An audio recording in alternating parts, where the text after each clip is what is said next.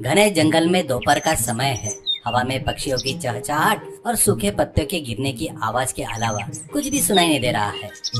वहाँ एक विशाल बरगद का पेड़ है। उस पेड़ के जड़ में से एक बड़ा खोखला हिस्सा है, लेकिन बाहर से देखने पर यह एक साधारण पेड़ जैसा ही दिखता है। उस खोखले हिस्से के अंदर में एक गुप्त दरवाजा है। उस द्वार के अंदर जाने पर जमीन के 10 फीट के नीचे एक अद्भुत घर है। अंदर एसी की ठंडक, महंगे सोफे, एक बड़ा टीवी, एक रेफ्रिजरेटर, एक तरफ लोहे के बक्से खुले हैं जिसमें सोने के गहने, नकद के बंडल बिखरे पड़े हैं। उस घर में चोरों का गिरोह का सरगुना पुष्पा अपना बायां हाथ उठाकर ठुड्डी के नीचे हाथ रखकर गंभीर मुद्रा में बैठा है। पास ही लड्डू नाम का एक और चोर स्नैक्स खा रहा है। पुष्पा ने कहा, देख लड्डू, ये दुनिया नहीं जानती कि मैं कौन हूँ, लेकिन देखो इस जमीन के नीचे हमारा साम्राज्य कितना मजबूत है। लड्डू मुंह भरकर खाते हुए, जंपर में बम्पर। हाँ बॉस, क्या कोई सोच भी सकता है इस पेड़ के नीचे इतना बड़ा घर है, ऊपर जंगल, नीचे हमारा अजूबा।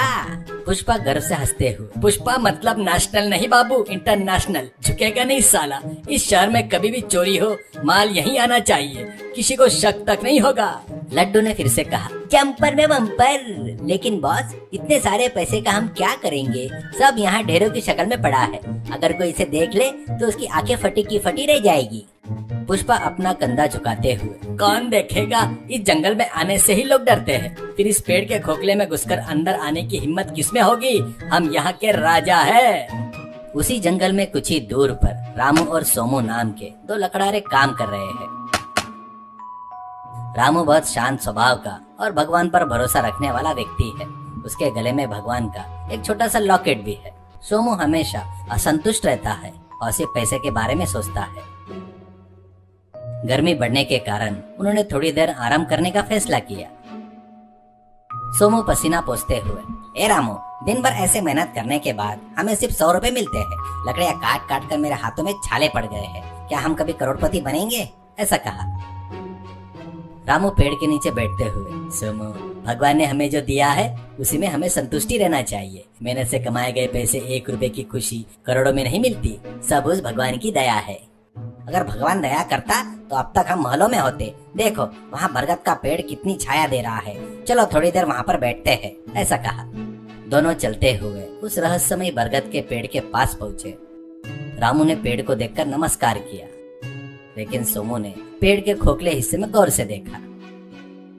रामू, यह खोखला हिस्सा देखो कितना अजीब है। अंदर से कुछ रोशनी दिखाई दे रही है। यह प्राकृतिक रूप से बना छेद नहीं लग रहा है, ऐसा सोनू ने कहा।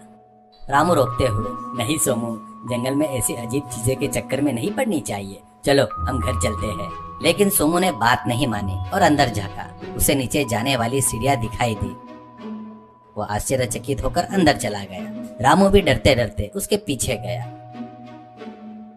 अंदर जाते ही दोनों की बोलती बंद हो गई। जमीन के नीचे इतना बड़ा एसी, घर, टीवी और सफेद सोफे देखकर सोनू की आंखें फटी रह गई। सबसे बढ़कर वहाँ पड़े सोने और पैसों को ढेरों को देखकर वो पागल सा हो गया। कमरा चोरी के सामान से भरा था। उस वक्त घर में कोई नहीं था। चोर बाहर गए हुए थे। सोमू चिल्लाते हुए, रामू देखा क्या? सच है, इतना सोना, इतना पैसा। अब हमें लकड़ियां काटने की जरूरत नहीं, भगवान ने हमें खजाना दिया है।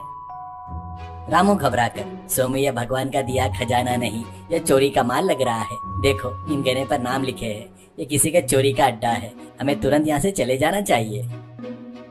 सोनू एक कोने में हार उठाकर देखते हुए, चले जाना? अरे पागल हो क्या? जब इतना कुछ मिल रहा है तो कौन छोड़ेगा? मैं ये सारा पैसा ले लूंगा। सोमू रोकते हुए, नहीं सोमू, यह पाप है। अगर हम इसे लेते हैं तो ये मत समझना कि किसी को पता नहीं चलेगा। पाप हमेशा पीछा करता है। अगर तुम्हें अपनी जरूरतों पूरी करनी है तो थोड़ा बहुत ले लो, लेकिन लालच मत करो। यहाँ पर दोबारा आना जोखिम में डालने जैसा है। सोमू ने रामू की बात नहीं सुनी। उसने अपने थैले में नोटों की गड्डियां और सोनू के बिस्किट डाल लिए। रामू ने डरते हुए अपनी जरूरत के हिसाब से बहुत कम मात्रा में धन लिया। चल रामू, अब हमारी चांदी ही चांदी है, सोनू खुशी से कहता है। सोमू सीढ़ियां चढ़कर ऊपर आ गया। रामू मन ही मन भगवान से प्रार्थना करते हुए बाहर निकला। कुछ समय बाद चोर, पुष्पा और लड्डू वापस अपने भूमिगत घर पहुंचे। अंदर आते ही पुष्पा ने ठुड्डी के नीचे हाथ रखा। पुष्पा के साम्राज्य में सब शांत है, ऐसा कहा। लड्डू सोफे पर बैठते हुए, जंपर में बम्पर। बॉस वहाँ देखिए, पैसों की गड्डियाँ कम लग रही है। ऐसा लग रहा है जैसे किसी ने सोने को भी छुआ है। पुष्पा ने तुरंत उग्र रूप धारण कर लिया और अपना कंधा तेजी से उचकाया। क्या कहा? मेरे किले में घुसकर मेरे माल पर हाथ डाला? कौन है वो? इंटरनेशनल पुष्पा का खौफ नहीं है क्या? लड्डू पूरे कमरे की तलाशी लेते हुए, बॉस यहाँ जमीन पर किसी के मिट्टी वाले पैरों के निशान है। ये पक्का उन लकड़हारों के निशान होंगे। पुष्पा गुस्से में कांपते हुए, जो कोई भी हो, अगर पुष्पा की नजर में आ गया तो बचेगा नहीं। मैं उसे खत्म कर दूंगा। मेरे गुप्त घर का राज जानने वाला जिंदा नहीं रहना चाहिए। लड्डू कांपते हुए, अरे जंपर में बम्पर। हाँ बॉस, वो फिर आ सकते हैं, हमें पहरा देना होगा। पुष्पा अपनी दाढ़ी सहलाते हुए, उन्हें आना ही होगा। लालच इंसान को दोबारा यहाँ खींच लाएगा, तब मैं उन्हें अपनी फिल्म दिखाऊंगा। कुछ दिन बीत गए। रामू ने अपने लाए हुए थोड़े से पैसों से अपना पुराना कर्जा चुकता किया और शांति से लकड़ियां काटकर अपना जीवन बिताने लगा। रामू ने उस पेड़ की ओर जाना छोड़ दिया, लेकिन सोमू की स्थिति अलग थी। उसने नए कपड़े खरीदे, विलासित से घूमने लगा, लेकिन उसका लालच और भी बढ़ गया। सोमू रामू के पास आता है। रामू, उस दिन जो पैसे लाए थे ना, वो खत्म होने वाले हैं। चलो फिर से उस पेड़ के पास चलते हैं, वहाँ अभी भी बहुत कुछ है। रामू लकड़ी काटते हुए, सोमू मैंने मना किया था ना, हमारे पास जो है उसी में खुश रहेंगे। अगर उन चोरों ने तुम्हें पकड़ लिया तो वो तुम्हें मार डालेंगे। पैसे से ज्यादा जान कीमती होती है। सोनू मजाक उड़ाते हुए हंसता है। तुम्हें हमेशा इस ईश्वर की भक्ति और डर के अलावा कुछ नहीं पता। मैं जा रहा हूँ, मैं अपनी किस्मत को जरूर आजमाऊंगा। वे चोर हमेशा नहीं रहते हैं, वे बाहर चोरियां करने जाते हैं। रामू मिन्नतें करते हुए, नहीं सोमू, वहाँ मौत का ठिकाना है, मत जाओ। पर सोनू ने एक ना सुनी। पैसे हो तो तभी दुनिया में इज्जत मिलती है, तुम्हारे जैसे व्यक्ति को ये समझ में नहीं आएगा। ऐसा कहकर सोनू अकेला ही उस बरगद के पेड़ की ओर निकल पड़ा। रामू ने आह भरी और अपने काम में लग गया। सोमू चुपके से बरगद के पेड़ के पास पहुंचा।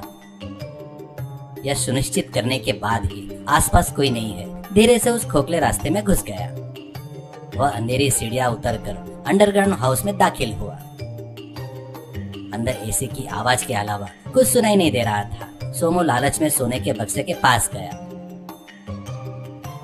अरे वाह, ये सब मेरा है, इस बार मैं सब कुछ लेकर जाऊंगा। वो अपने थैले में गहने भरने लगा। तभी अचानक लाइटें जल गई। सोमू चौंक कर पीछे मुड़ा। वहाँ पुष्पा अपना कंधा उचकाकर टुड्डी नीचे हाथ रखे खड़ा था।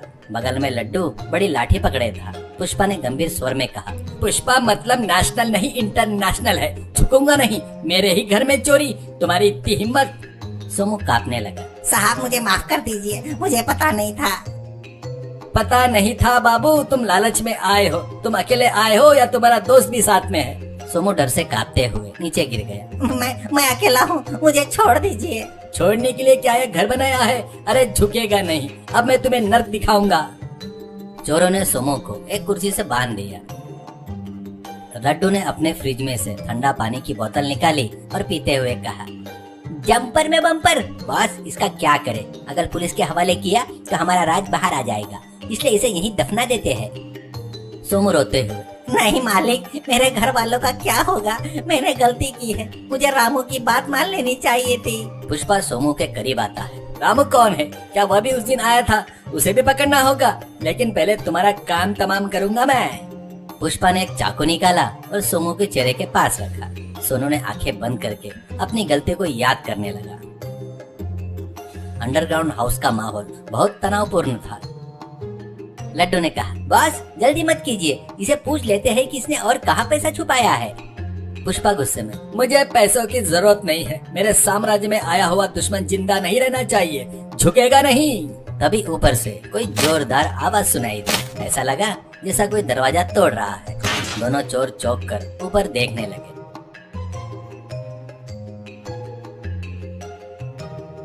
ऊपर से पुलिस बंदूकों के साथ अंदर घुस गई। उसके साथ रामू भी था। रामू को सोमू पर शक हुआ था और उसके पीछे जाने के बाद तुरंत उसने पुलिस को सूचना दी। उन्हें यहाँ पर ले आया। इंस्पेक्टर चिल्लाते हुए, कोई हिलेगा नहीं, तुम सब चारों तरफ से गिर चुके हो। पुष्पा अपने स्टाइल में कंधा उचकाने ही वाला था कि पुलिस की बंदूक देखने पर उसने हाथ ऊपर कर लिए। जंपर में बम्पर, मुझे छोड़ दीजिए सर, मैं तो बस खाने के लिए इसके साथ में था।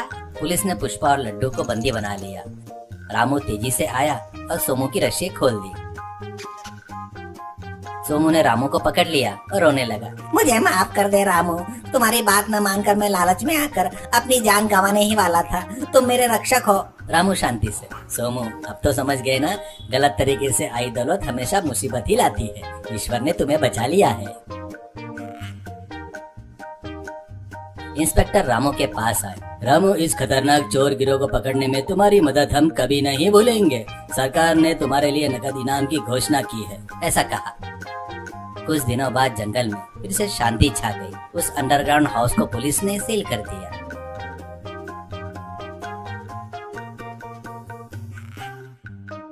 रामू को सरकार से भारी इनाम मिला। रामू ने उसका आधा हिस्सा सोमू को दे दिया।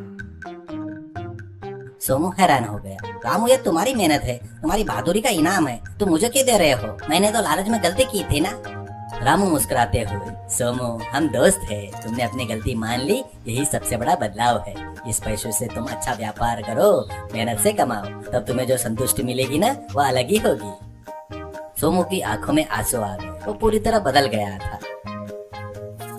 धन्यवाद रामू, अब से मैं तुम्हारी तरह ईमानदारी से जीऊंगा, लालच के जाल में कभी नहीं फंसूंगा। दोनों फिर से काम पर चले गए। अब तक के काले विचार दूर हो गए। उनके जीवन में एक नई रोशनी आ गई। उन्होंने समझ लिया कि लालच इंसान को पाताल में धकेल देता है और ईमानदारी उसे आसमान की ऊंचाई पर ले जाती है। सीख, अत्यधिक लालच हमेशा मुसीबत लाता है। ईमानदारी से कमाया हुआ थोड़ा सा धन भी जान और सम्मान दोनों की रक्षा करता है।